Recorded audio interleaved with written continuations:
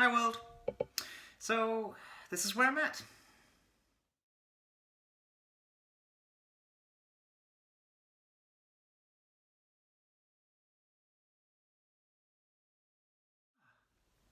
So I've actually had a really fantastic week.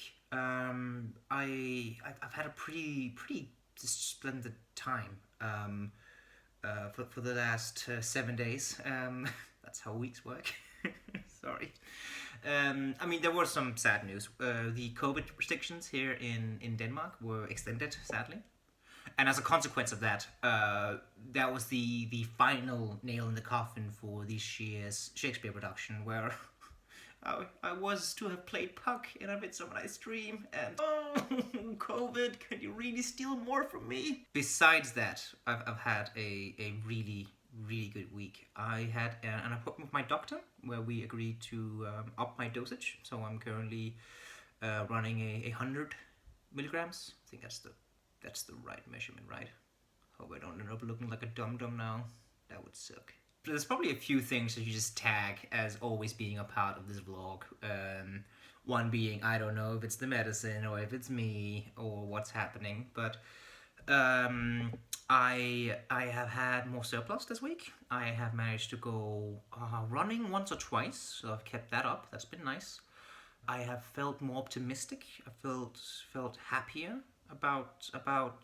I mean, not happier, but I felt more excited about the future than I have in a long time, and no particular reason. I just started developing a sense that maybe it's gonna work out after all. Maybe everything isn't so gosh darn gloomy. I can sense that some of my focus has come back. I have been able to diligently prepare some D&D material, which has been great fun, and I've noted it down by hand, and I find very soothing, very relaxing to just have to meticulously sit with it in your hands and carefully jot down stats and write down my own descriptions in hand. My handwriting is abysmal. It's hideous. So I do need to write very slowly in order to make sure it is legible for myself later. But having to slow down and do it at a very calm pace is also a great benefit. And the fact that I've been able to do it is a huge win in my book. I have found that having my wife to help me cope with all the COVID stuff is still just the greatest blessing of all time. We opened a bottle of wine Wednesday because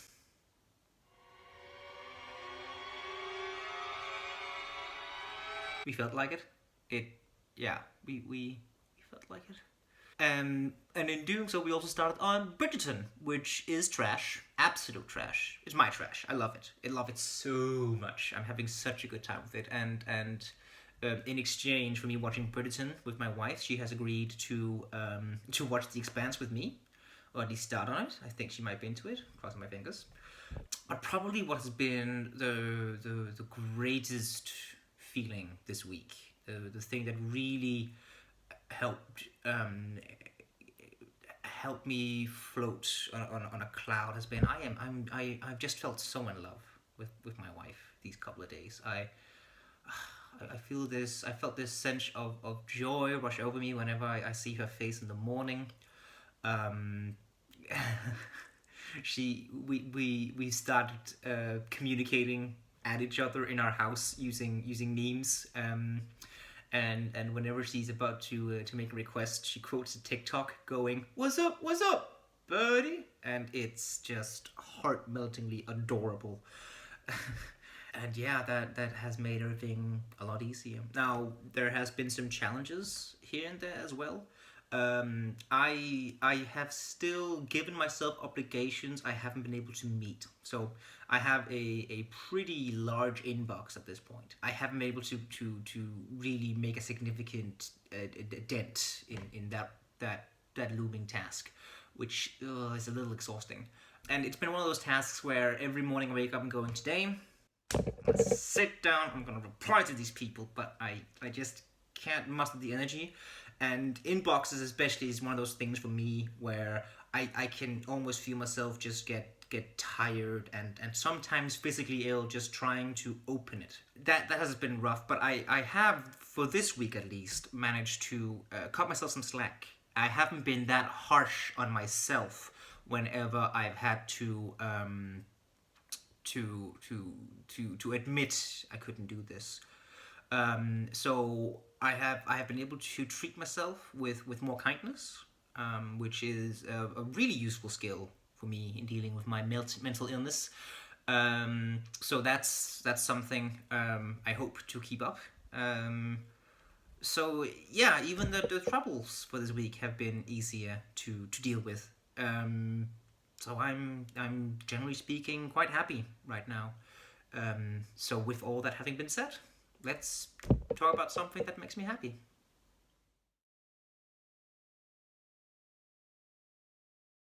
I made a promise to myself that I can't bombard this vlog with all my artsy fartsy things in one go. And also probably I should wait a little before I get into some of them. I think poetry will come up at some point in the near future. But Shakespeare is something that makes me incredibly happy. I started at Aalborg University Company. I mentioned this. I think it was episode 3 maybe. Oh well.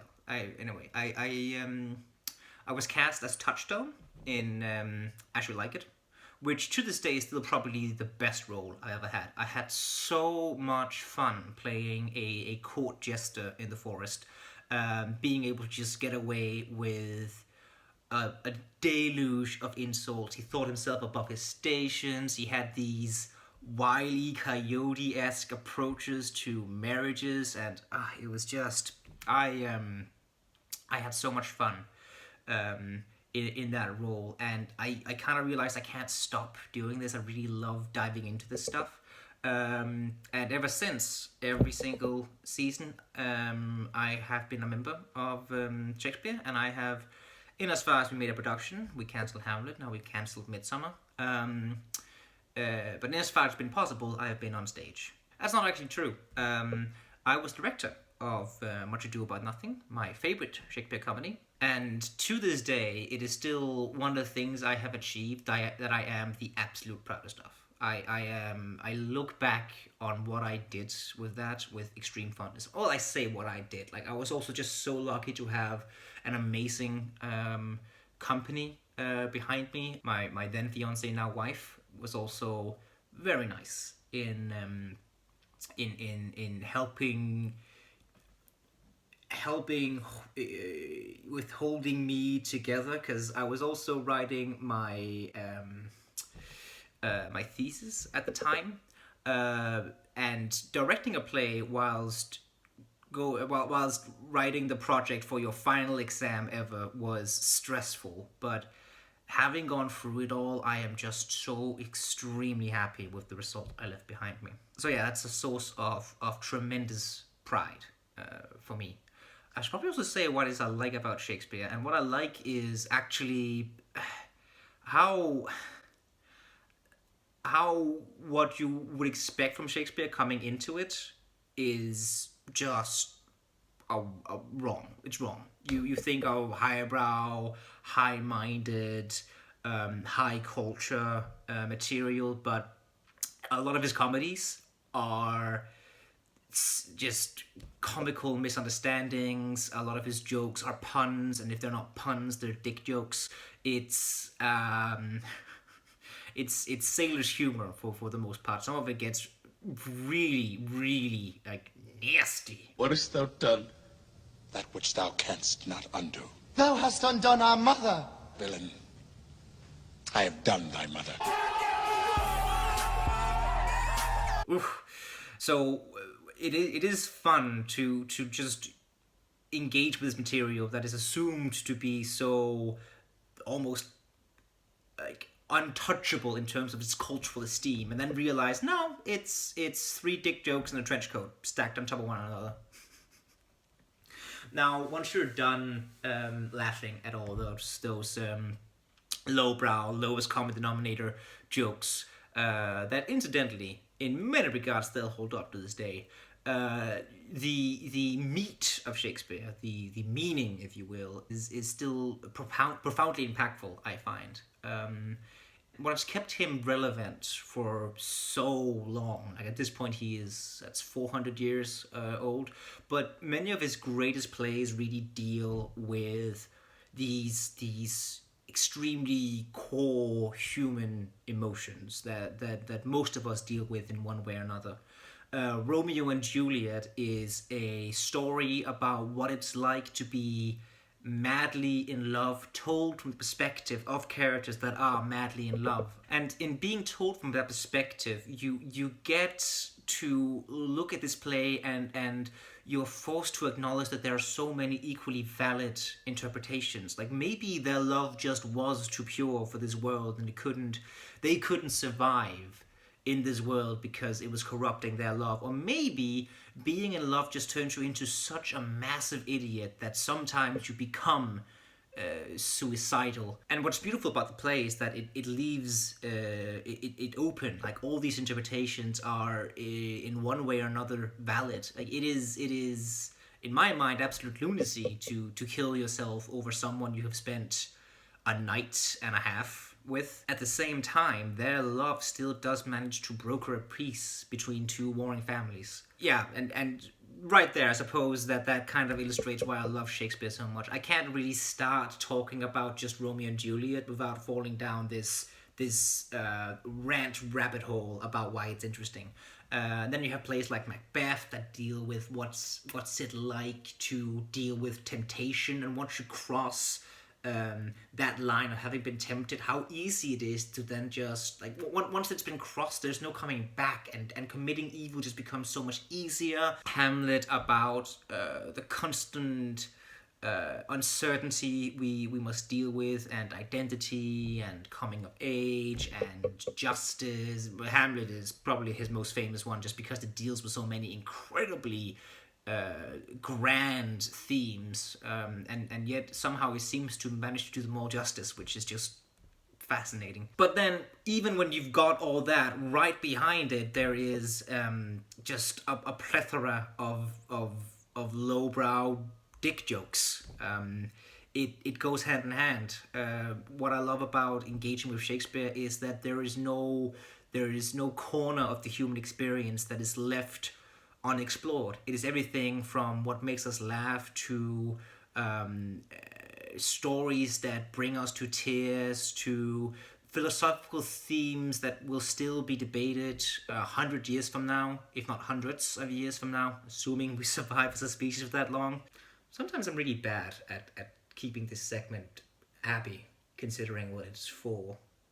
I can engage with it by just watching it. I also engage with this material by being part of stage productions of it, or having once managed it myself as well. It's another source of joy for me to just dive into these works and continuously discover how much more meaning there is to wean out of the words written by this genius these 100 years ago. And it's also just how I've managed to meet a lot of friends. It's also how I met my wife. So I could honestly go on and on, but I think this will do for now in terms of explaining why I love these works so much. And hopefully, I will be able to convince the rest of the world that it is not nearly as dry, boring, and highbrow as many, for some reason, assume.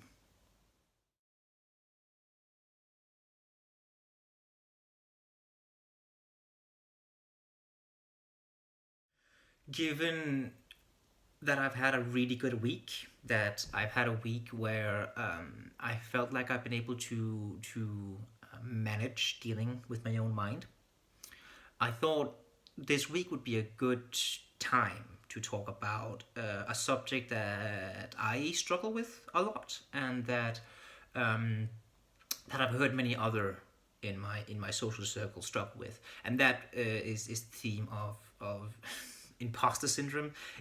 It's not the OG imposter syndrome I'm talking about here. This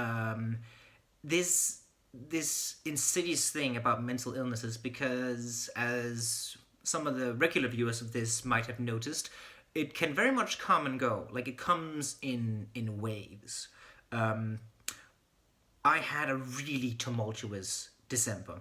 Um,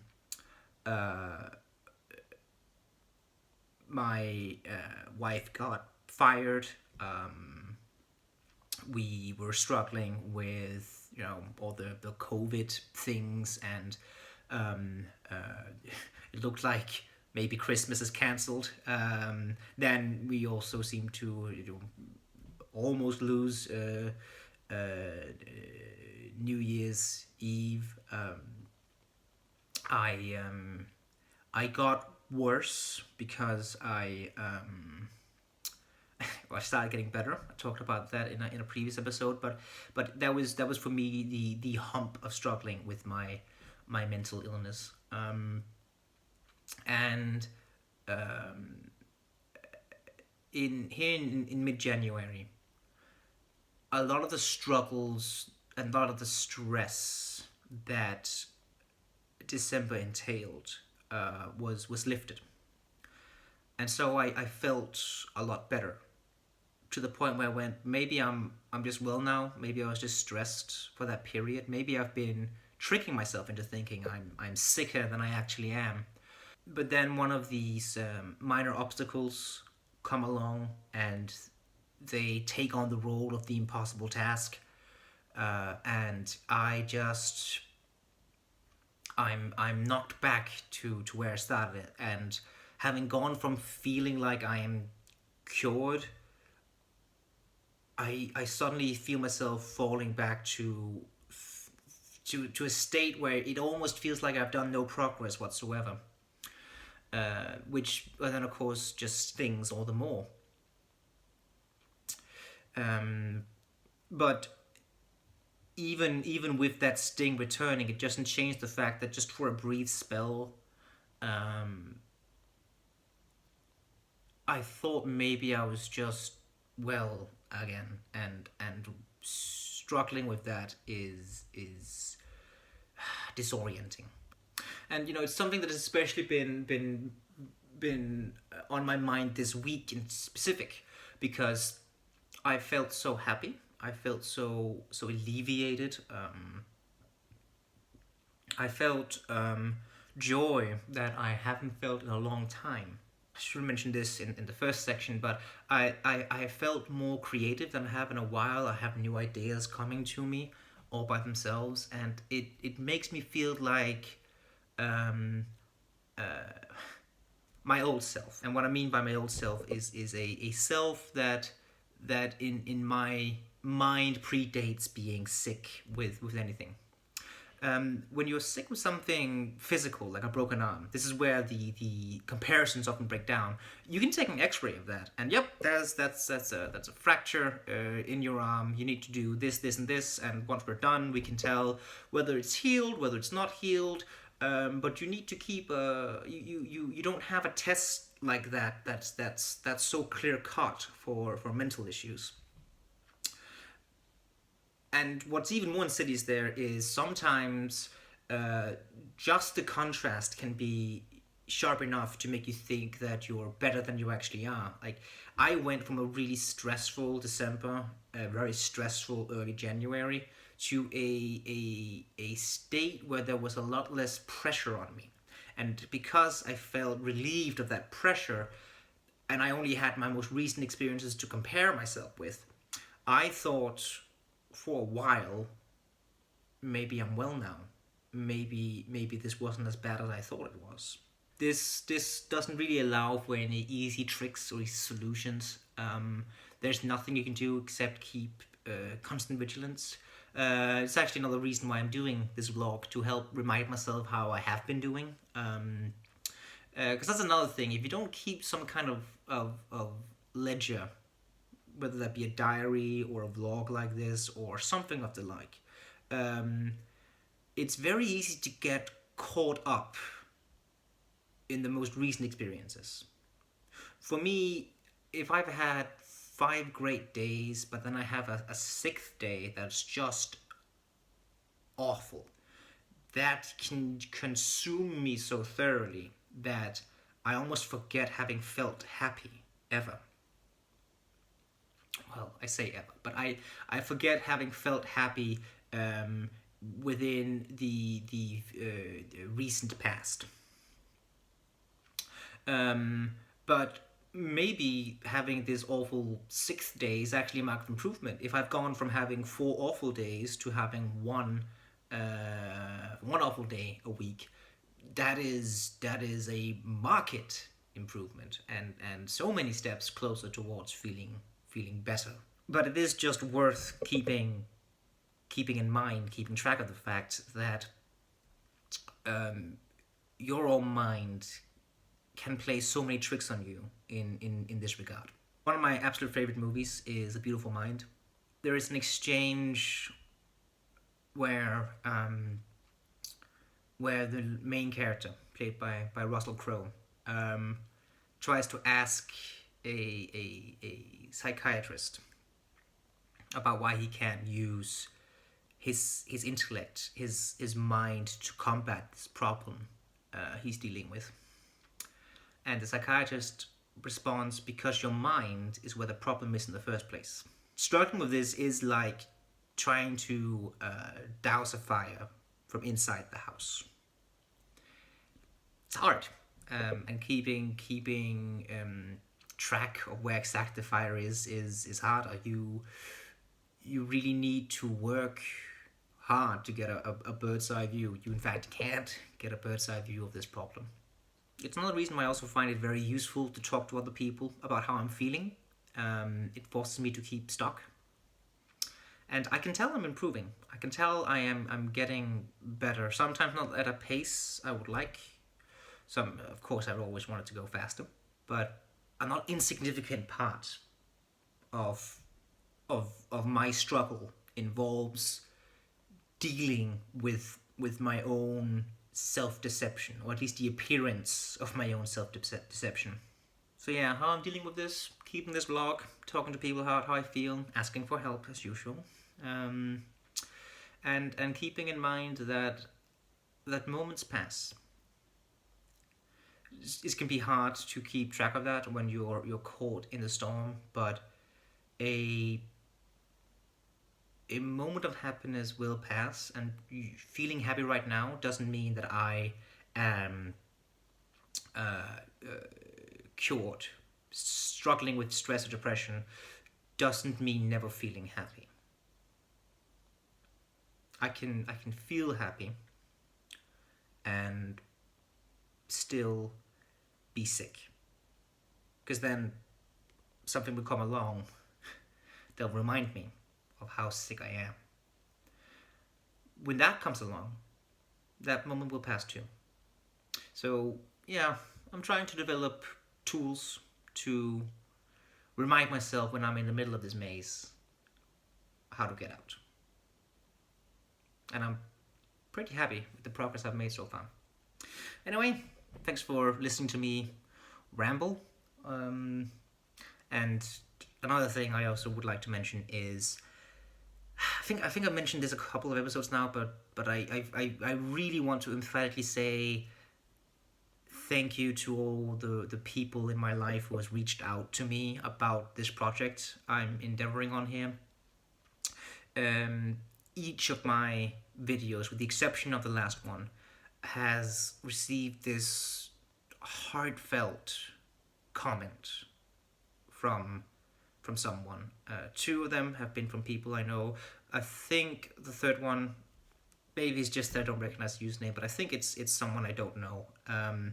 But all of them filled me with so much joy, and it meant the world to me to see some of the impact this series, or just some of these individual episodes, have done for others. Even if it did just create a fleeting moment, I'm still happy to see that that this project has managed to do some good for something other than me. That really means the world to me. I'm happy that I have found a way to create some good out of the situation I find myself in. Of course, I wouldn't have known that if these people hadn't commented and reached out. So I've had it in my mind that I want to get back to each of you, but this has sort of been the inbox problem, and it's been one of the tasks that I mentioned earlier that I've struggled with each day this week, that I've always procrastinated to the next day. Hopefully, I'll get back to it sometime during the coming week. But for the time being, just let me say this to you, that it really means the world to me. So with that in mind, see you around, world.